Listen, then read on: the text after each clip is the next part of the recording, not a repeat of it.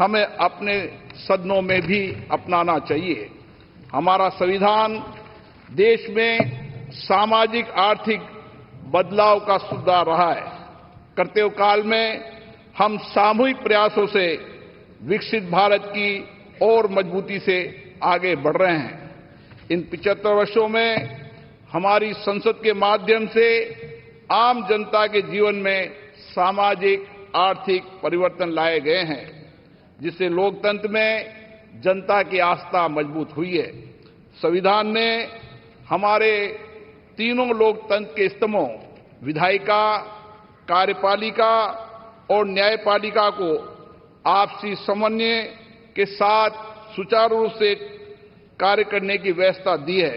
इन 75 वर्षों में इन तीनों अंगों ने श्रेष्ठता से कार्य करते हुए देश के समग्र विकास में अपनी भूमिका निभाई है।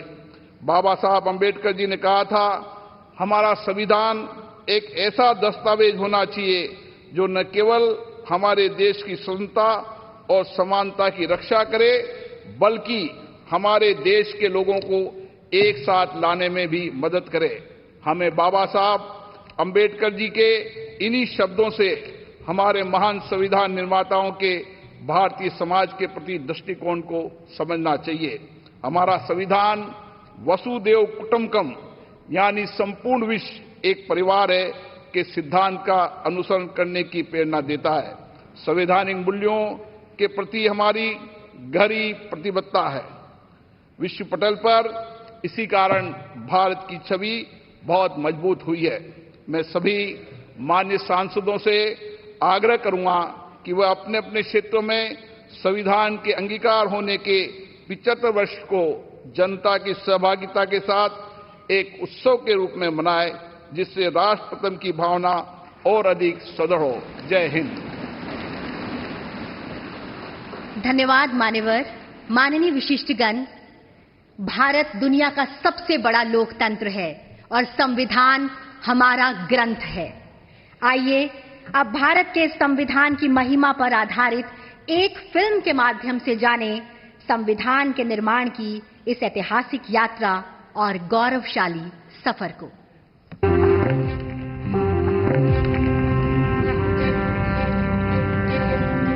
भारत दुनिया का सबसे बड़ा लोकतंत्र, मदर ऑफ डेमोक्रेसी। कई शताब्दियों की गुलामी के बाद जब देश नई शुरुआत के लिए खड़ा था, तो उसकी राह में पथ प्रदर्शक बना हमारा संविधान। डॉक्टर भीमराव अंबेडकर की अध्यक्षता में जब देश ने अपना संविधान तैयार किया, तो भारत के लोकतंत्र को मजबूत बनाने और सबके लिए बराबरी और अवसर सुनिश्चित करने का आधार बना भारत का संविधान। हमारे संविधान निर्माताओं ने 75 साल पहले यह सपना देखा और तय किया कि हम कहीं पर भी जन्मे हो, हमें समान अवसर और अधिकार मिलेंगे। हमारे अधिकार हो या कर्तव्य, देश का हर नागरिक समान है। 75 साल से व्यक्ति के स्वाभिमान और राष्ट्र की एकता की रक्षा करता आया है भारत का संविधान। आज भी हमारे लिए सबसे ऊपर और सबसे पवित्र ग्रंथ। हमारा संविधान अनुच्छेदों के संग्रह से बढ़कर हजारों वर्षों की सभ्यता और परंपराओं की आधुनिक अभिव्यक्ति भी है। स्वतंत्रता के समय जो भारत के लिए कहा जाता था कि ये देश टिक नहीं पाएगा, वह आज विश्व की 5वीं सबसे बड़ी अर्थव्यवस्था है और टॉप 3 इकोनॉमी में शामिल होने के लिए तेजी से बढ़ रहा है, तो उसका श्रेय संविधान के मूल्यों को जाता है। बीते 10 साल में लिए गए फैसलों, बनाई गई नीतियों और उठाए गए कदमों के मूल में संविधान की स्पिरिट रही है। हमारे संविधान के प्रेम्बल की शुरुआत में जो वी द पीपल लिखा है, ये सिर्फ 3 शब्द नहीं है। वी द पीपल एक आह्वान है, एक प्रतिज्ञा है, एक विश्वास है। आज के भारत का मंत्र सबका साथ, सबका विकास, सबका विश्वास, सबका प्रयास। ये संविधान की भावना का सबसे सशक्त प्रदर्शन है। संविधान के समानता के सिद्धांत के साथ आज बिना भेदभाव लाभार्थियों तक लाभ पहुंचता है। अंत्योदय के लक्ष्य के साथ वंचित वर्ग और पिछड़े प्रदेशों को हर योजना के केंद्र में रखा जाता है। महिलाओं के उद्यमी बनने में, कप्तान बनने में, ऊंची उड़ान लेने में देश उन्हें मदद पहुंचाता है। देश के प्रथम गांव से लेकर दूर दराज के गांवों तक पहुंच रही सड़कें, सामान, केबल्स और खुशियां संविधान के प्रति देश का समर्पण दिखाता है। विश्व का सबसे लंबा लिखित संविधान उस भारत का है जिसकी सुंदरता सीना चौड़ा कर देती है, जहां विभिन्न विचारों की सारी धाराएं एक ही सागर में मिलती हैं। एक भारत, श्रेष्ठ भारत की भावना के साथ आज पूरे भारत में एक संविधान है, जिसकी दिखाई दिशा पर चलकर हम बनाएंगे विकसित Bharat.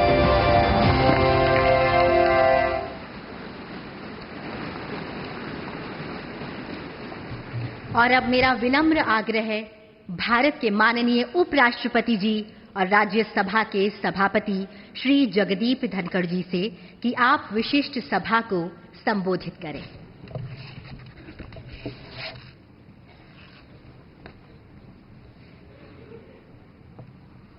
Honorable President, Honorable Prime Minister,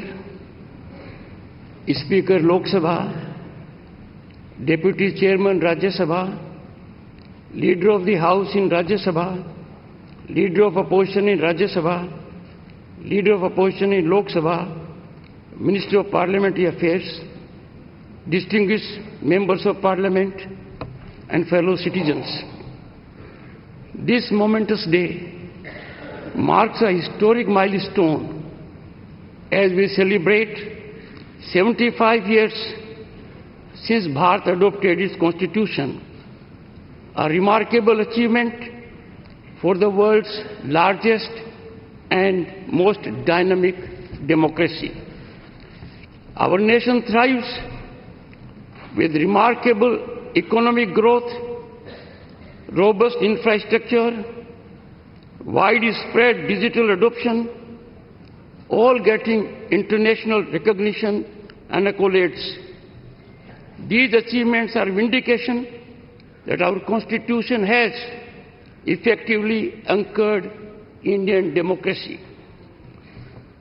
Honorable members, this is an occasion to reflect on our Constitution's core values and reaffirm our dedication to its guiding principles.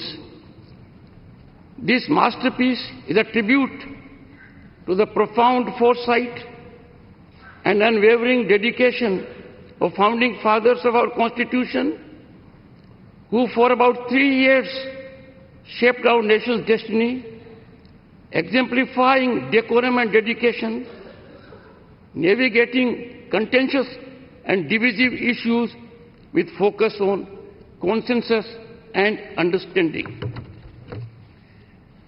Honorable members, in contemporaneous times, with decorum and discipline cliffhanging in parliamentary discourse, this day we need to resolve by reiterating pristine glory of our Constituent Assembly embellished functioning.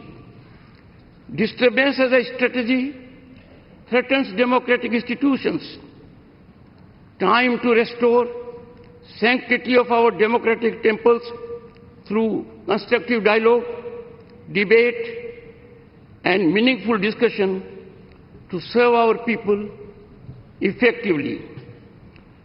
The Constitution's opening words, "We the people of India," carry deep meaning, establishing citizen as the ultimate authority, with Parliament serving as its voice. Preamble promises every citizen justice, liberty, equality, and fraternity.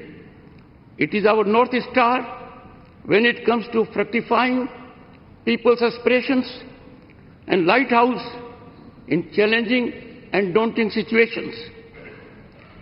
Honorable members, our Constitution assures fundamental rights and ordains fundamental duties. These define informed citizenship, reflecting Dr. Ambedkar's caution that internal conflicts, more than external threat, endanger democracy. Time for us to fully commit to our fundamental duties, protecting national sovereignty, fostering unity, prioritizing national interests, and safeguarding our environment. We must always put our nation first. We need to be on guard as never before. These commitments are crucial for achieving our vision of Viksit Bharat at 2047, a nation that exemplifies progress and inclusion. Honorable members, Nari Shakti Vandan Adhiniyam affords constitutional assurance to 1/3 women representation in Parliament and state legislatures, and showcases our constitutional adaptability to create a just and equitable society. This example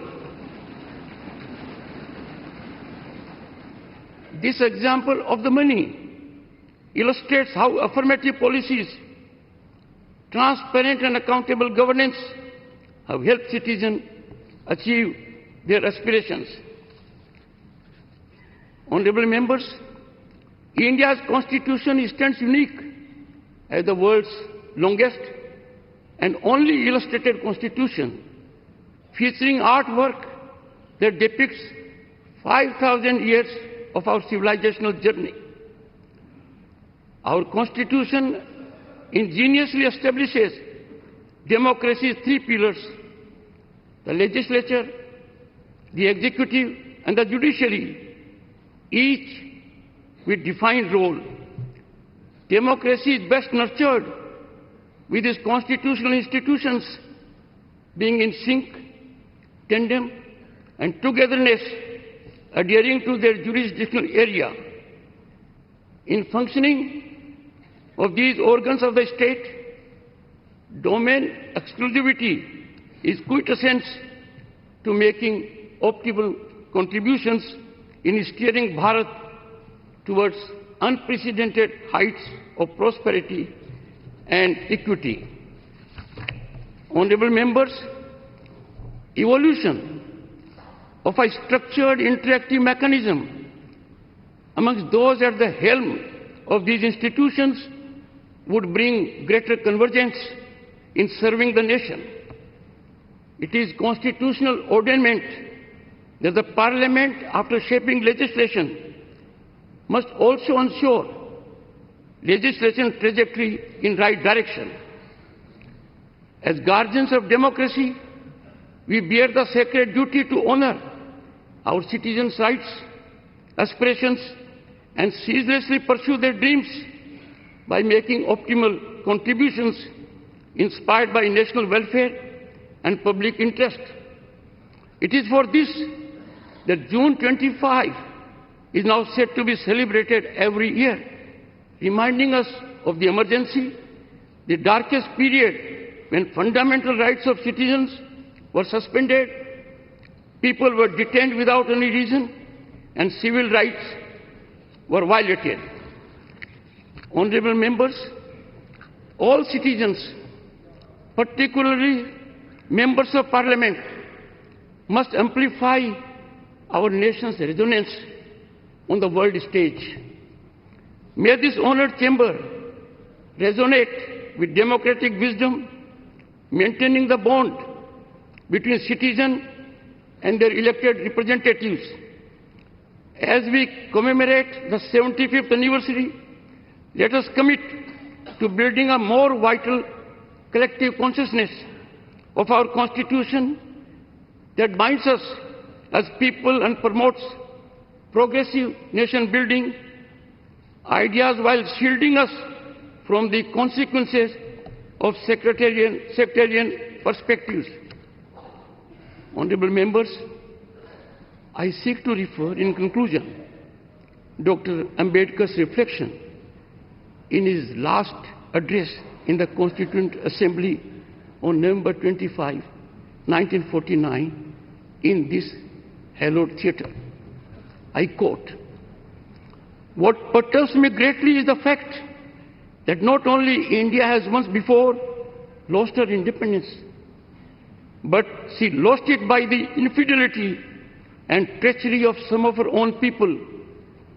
Will history repeat itself?" It is this thought which fills me with anxiety. This anxiety is deepened by realization of the fact that in addition to our old enemies in the form of caste and creeds, we are going to have many political parties with diverse and opposing political creeds. Will Indians place the country above their creed, or will they place creed above the country? Honorable members, Dr. Ambedkar further exhorts, I quote, "I do not know, but this much is certain, that if the parties place creed above country, our independence will be put in jeopardy a second time and probably be lost forever. This eventuality we must all resolutely guard against. We must be determined to defend our independence with the last drop of our blood." Unquote.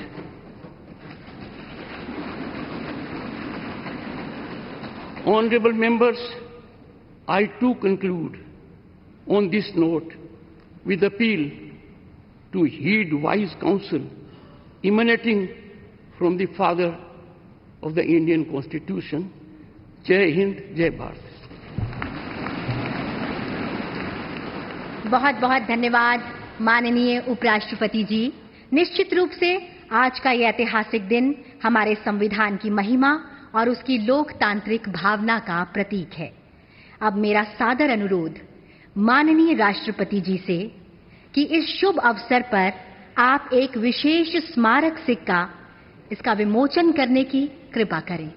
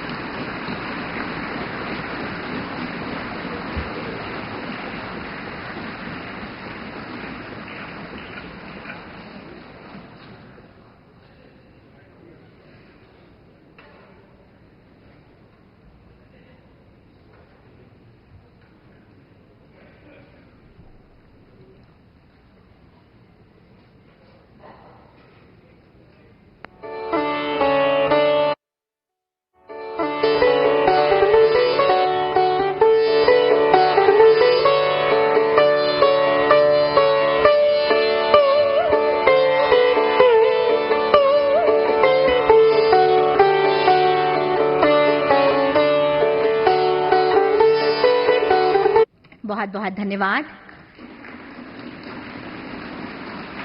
अब मेरा आपसे पुनः अनुरोध कि हमारे संविधान की ऐतिहासिक यात्रा और उसकी गौरवशाली विरासत को चिरस्थायी करने के लिए आज एक विशेष डाक टिकट का विमोचन करने की कृपा करें।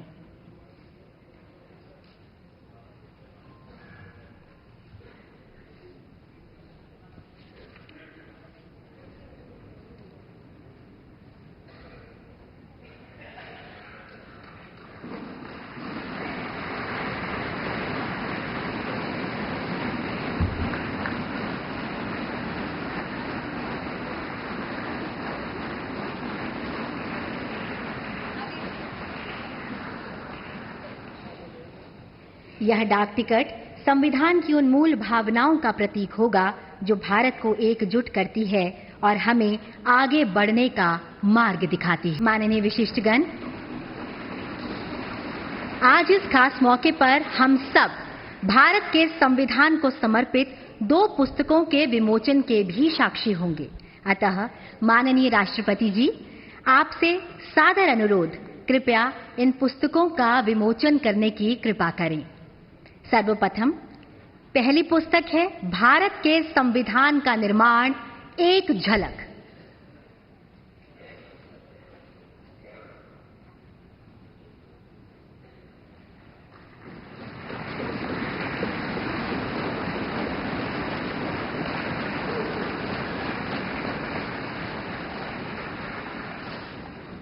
इसी के साथ दूसरी पुस्तक है भारत के संविधान का निर्माण और इसकी गौरवशाली यात्रा। मेरा सादर अनुरोध, इस पुस्तक का भी विमोचन करने की कृपा करें।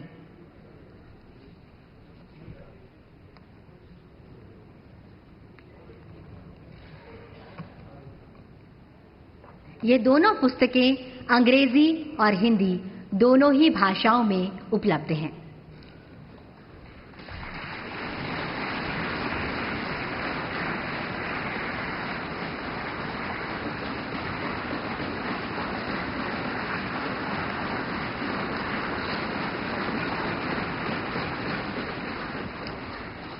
सादर धन्यवाद।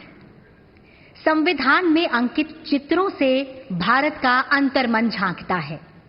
अतीत की हमारी गहरी जड़ें, समृद्ध विरासत, ज्ञान का व्यापक विस्तार और सभ्यता का सुंदर स्वरूप इन चित्रों के माध्यम से सामने आता है।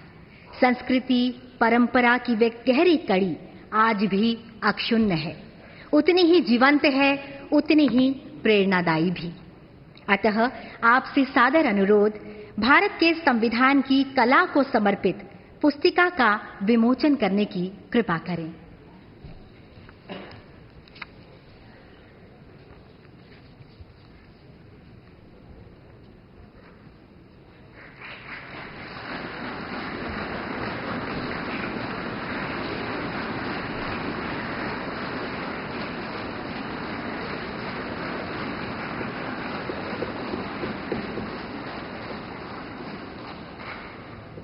बहुत बहुत धन्यवाद। भाषा नाम जननी संस्कृत भाषा, अर्थात संस्कृत भाषा सभी भाषाओं की जननी है। हमारी सांस्कृतिक और बौद्धिक धरोहर का प्रतीक भी है। इस गौरवपूर्ण क्षण पर माननीय राष्ट्रपति जी, आपसे सादर अनुरोध है कि संस्कृत में भारत के संविधान का विमोचन कर इस ऐतिहासिक क्षण को इतिहास में स्वर्ण अक्षरों से सदा के लिए अंकित करने की कृपा करें। संविधान के अंगीकार होने की 75वीं वर्षगांठ पर अब संस्कृत में भी उपलब्ध भारत का संविधान।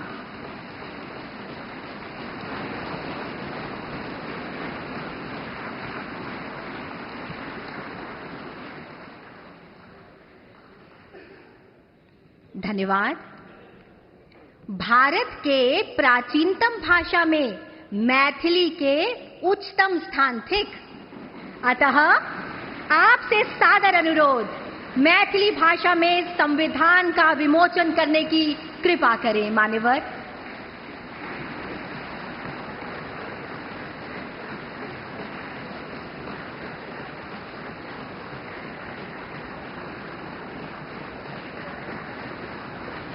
भारत की सभी भाषाओं का सम्मान और मैथिली में संविधान का विमोचन, निश्चित रूप से ये पल गौरवशाली है हम सभी के लिए।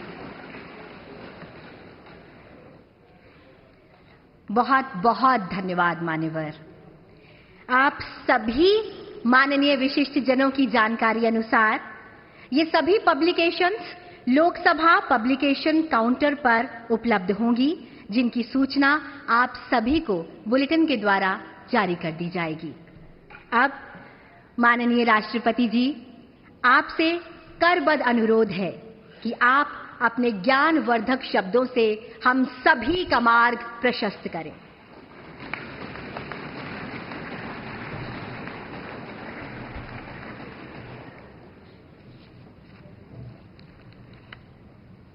भारत के माननीय उपराष्ट्रपति श्री जगदीप धनखड़ जी, प्रधानमंत्री श्री नरेंद्र मोदी जी, लोकसभा अध्यक्ष श्री ओम बिरला जी, राज्यसभा के उपसभापति श्री हरिवंश जी, राज्यसभा में सदन के नेता श्री जगत प्रसाद नाडा जी, राज्यसभा में विपक्ष नेता श्री मल्लिकार्जुन खड़गे जी, संसदीय कार्य मंत्री श्री किरेन रिजिजू जी, लोकसभा में विपक्ष नेता श्री राहुल गांधी जी, माननीय सांसदगण और प्यारे देशवासी, संविधान दिवस के पावन अवसर पर आप सभी के बीच आकर मुझे हार्दिक प्रसन्नता हो रही। संविधान हमारे देश का सबसे पवित्र ग्रंथ है। आज हम सब एक ऐतिहासिक अवसर के भागीदार भी बन गए हैं और साक्षी भी।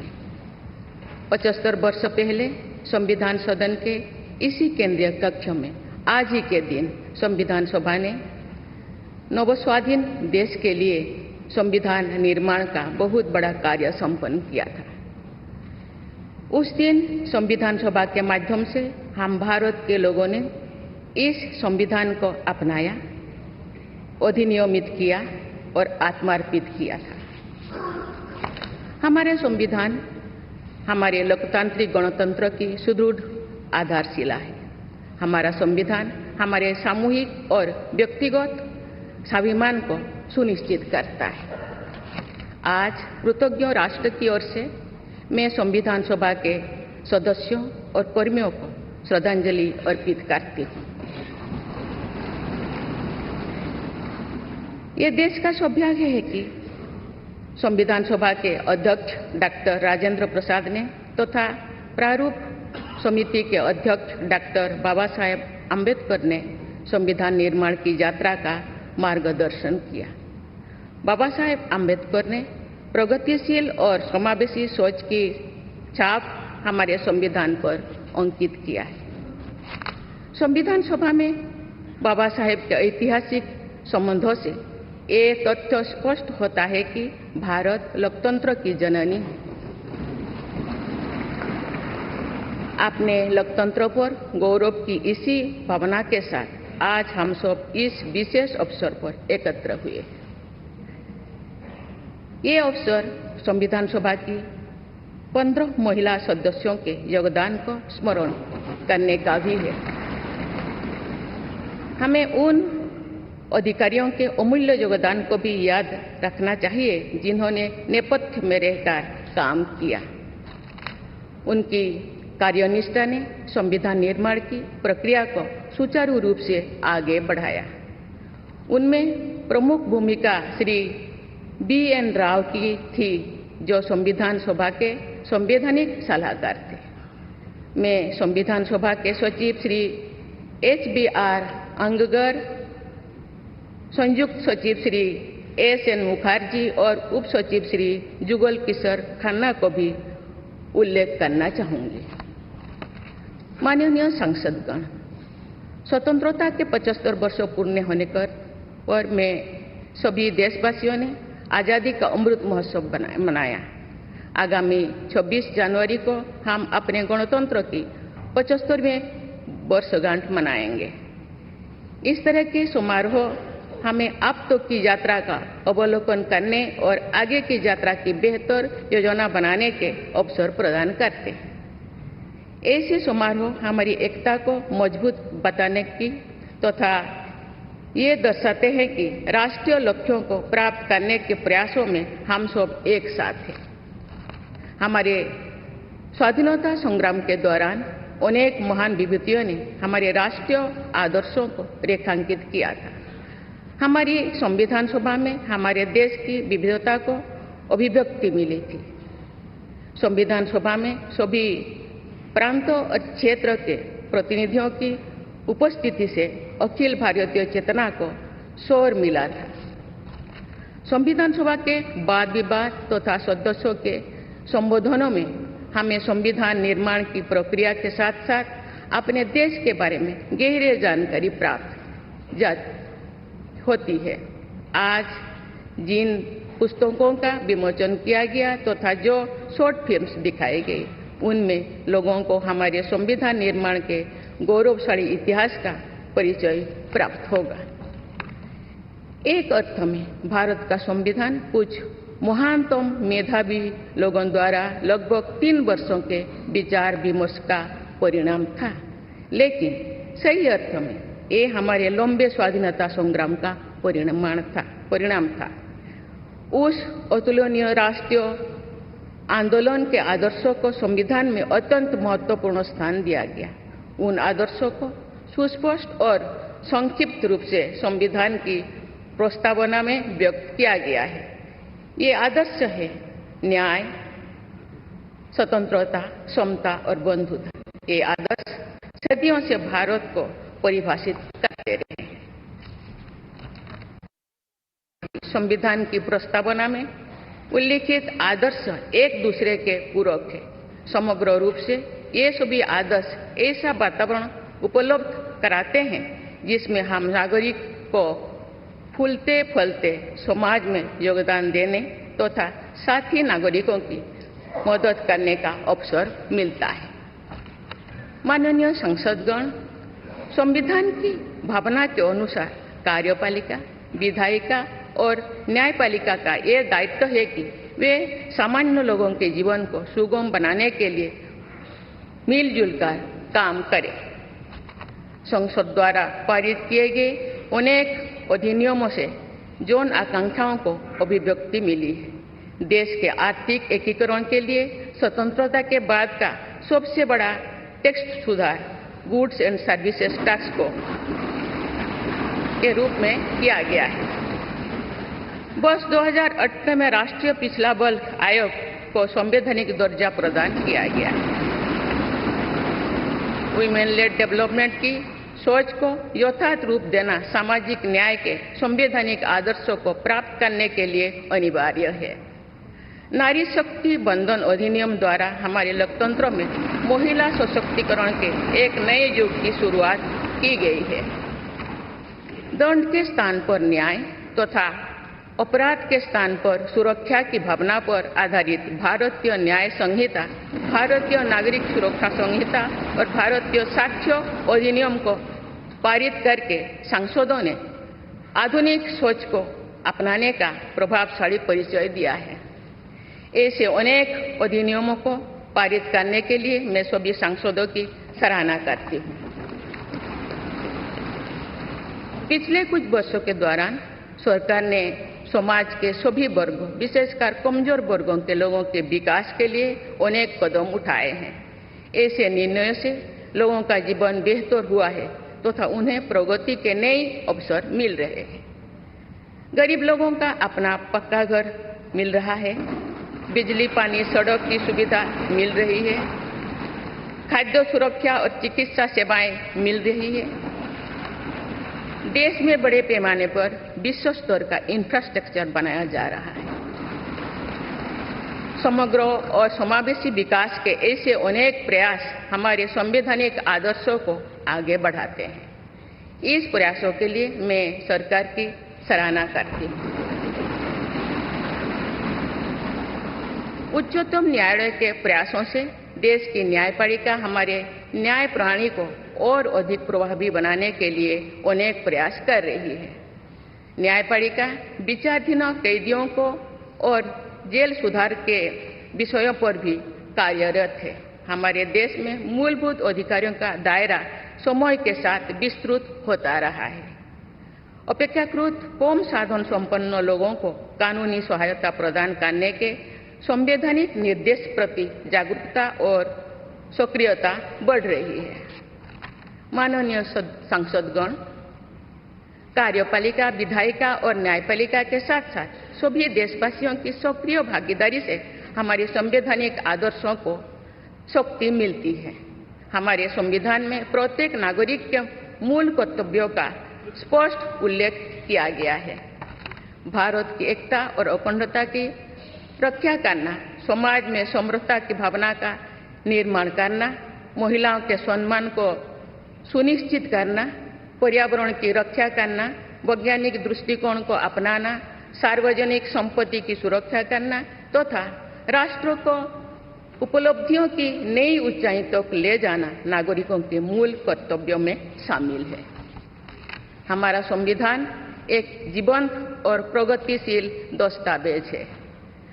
बदलते समय की मांग के अनुसार नए विचारों को अपनाने की व्यवस्था हमारे दूरदर्शी संविधान निर्माताओं ने बनाए थे। हमने संविधान के माध्यम से सामाजिक न्याय और समावेशी विकास के अनेक बड़े लक्ष्यों को प्राप्त किया है। नई सोच के साथ हम भारत को विश्व समुदाय में नई पहचान दिला रहे हैं। हमारे संविधान निर्माताओं ने भारत को अंतर्राष्ट्रीय शांति और सुरक्षा को मजबूत बनाने में महत्वपूर्ण भूमिका निभाने का निर्देश दिया है। आज एक अग्रणी अर्थव्यवस्था होने के साथ साथ हमारा देश विश्व बंधु के रूप में ये भूमिका बेखूबी निभा रहे हैं। समुदाय में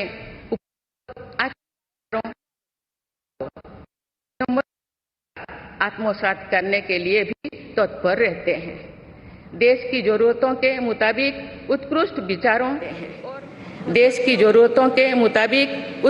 विचारों और पद्धतियों को अपनाने की इसी भावना का उदाहरण हमारे संविधान निर्माता दूरदर्शी सदस्यों ने हमें एक प्रेरणादायक संविधान दिया जो अन्य देशों के लिए भी एक आदर्श साबित हुआ है।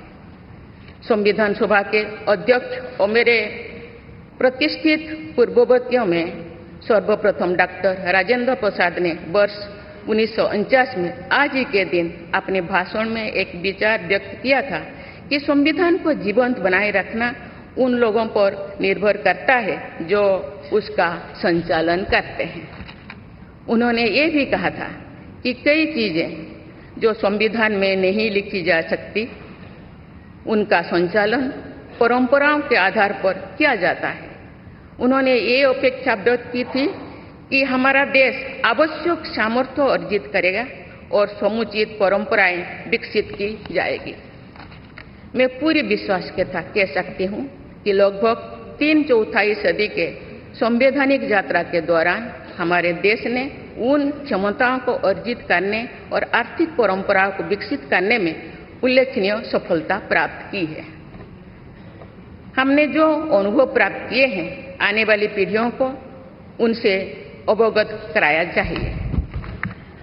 वर्ष 2015 में सरकार द्वारा 26 नवंबर को संविधान दिवस के रूप में मनाने का निर्णय लिया गया।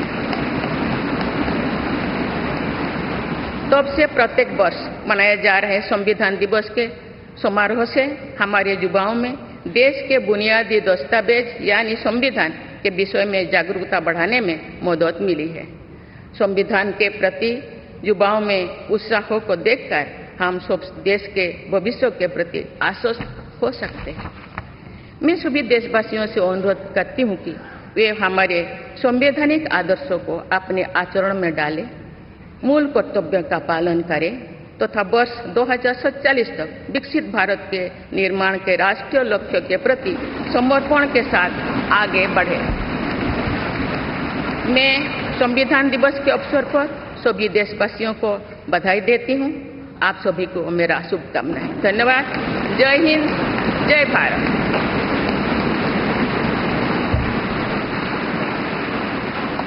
माननीय राष्ट्रपति जी, बहुत बहुत धन्यवाद। अब हम आपसे विनम्र अनुरोध करते हैं कि आज के इस विशेष अवसर पर आप पूरे राष्ट्र के साथ उद्देशिका का वाचन करने की कृपा करें। आप सभी से भी सादर अनुरोध।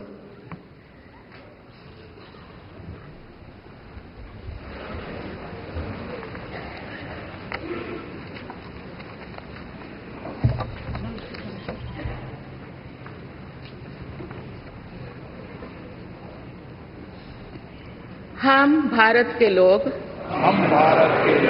भारत को एक संपूर्ण प्रभुत्व संपन्न समाजवादी पंथ निरीक्षण लोकतांत्रिक गणराज्य बनाने के लिए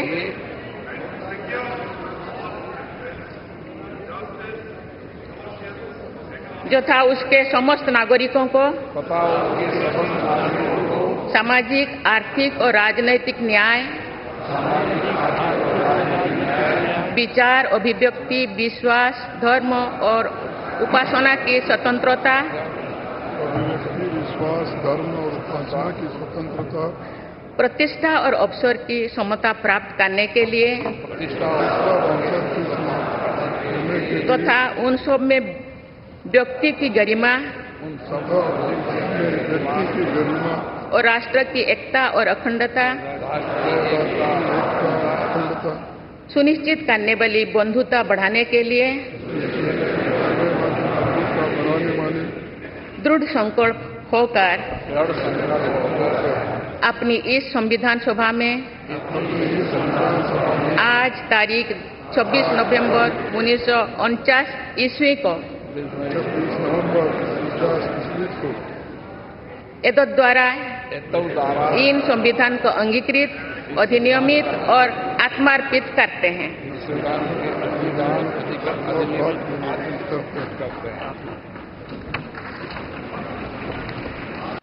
और अब राष्ट्रगान।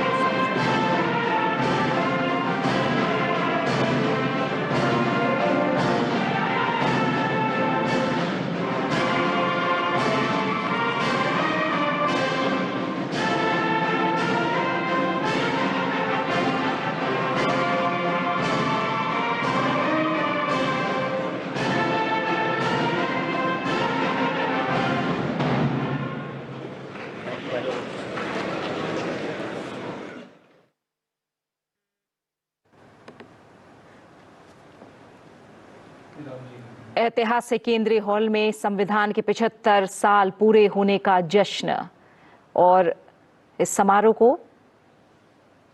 संबोधित करने के बाद राष्ट्रपति द्रौपदी मुर्मू, हम सीधी तस्वीरें इस समय देख रहे हैं संसद भवन परिसर से। उपराष्ट्रपति जगदीप धनखड़, प्रधानमंत्री नरेंद्र मोदी, लोकसभा अध्यक्ष ओम बिरला, संसदीय कार्य मंत्री तस्वीरों में हम देख पा रहे हैं।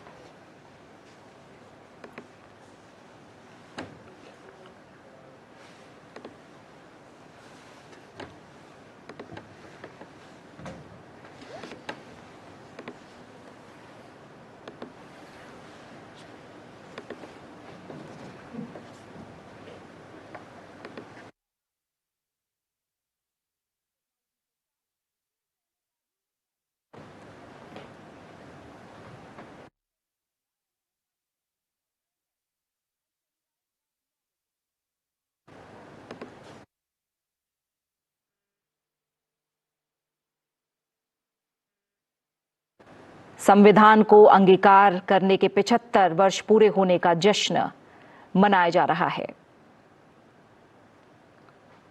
ये सीधी तस्वीरें आप संसद भवन परिसर से देख रहे हैं।